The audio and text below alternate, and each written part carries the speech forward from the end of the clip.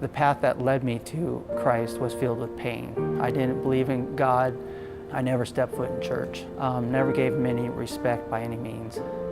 So October of 2010, I've already lost everything. I'm already separated from my wife. We've lost the house. My business is pretty much nothing at this point. I was hanging on to a dream. I also got mixed in with some drug use. And my wife at the time found out, and I didn't know that she found out. And so there was a knock at the door at my dad's, and it was the police.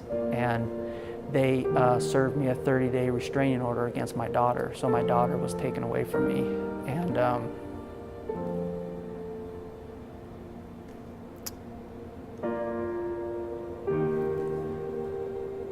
that was the hardest 30 days of my entire life. I have a very strong bond with my daughter. I mean, I was in such a dark place, and then she was taken, and never been mixed in with the law before.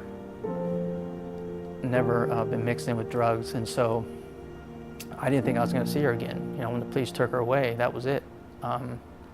And I needed to know where my daughter was at, and so I kept texting my ex-wife, or my wife at the time, you know, where's my daughter, where's my daughter? And she kept texting, I'm not going to tell you. I got in my truck, and on the 101 I found the pillar that I was going to just floor, you know, high speed my truck into and end my life. And I got off the freeway to circle back around, and I was coming up to the turn to get back on the freeway.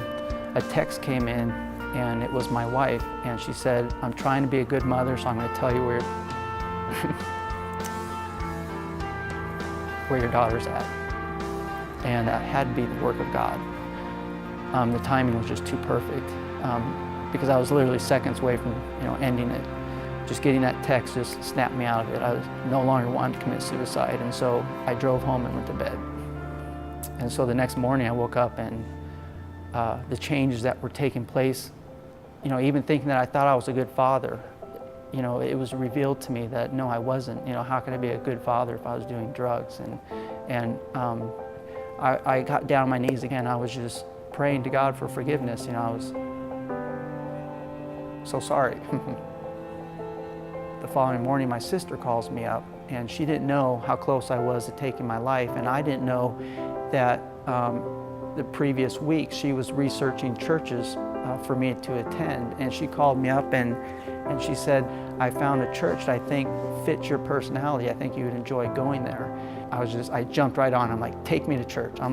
Yes, definitely. I don't care what church, just take me to church. And so she took me to church the following Sunday, the Scottsdale Bible Church.